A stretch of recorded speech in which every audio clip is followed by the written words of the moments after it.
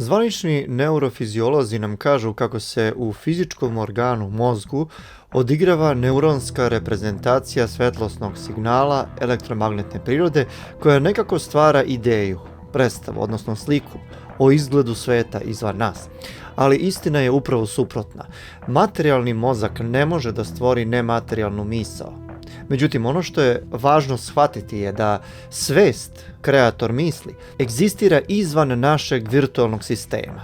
Dakle, svest istovremeno stvara i subjekat i objekat. Drugačije rečeno, mi ne percipiramo čulima svet izvan nas, pa stičemo sliku o njemu, iako nam tako izgleda.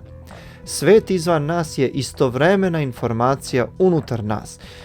Na primjeru vizualnog prenosa i funkcionisanja signala možemo shvatiti kako stvari stoje na planu svih čula. Imamo u spoljnoj sredini objekat, to je drvo.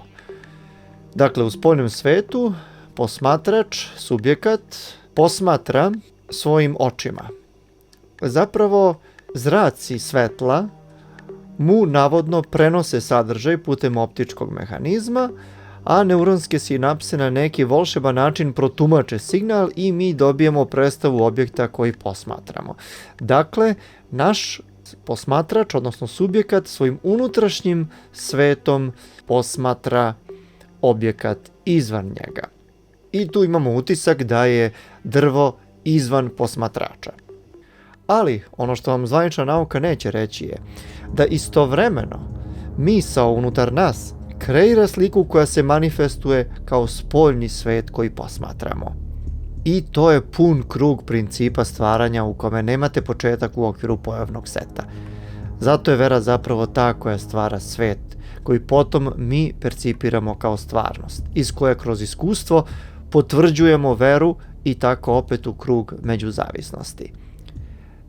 To je alhemijski uroborus, uvid mističnog hrišćanstva koje teolozi ne razumeju.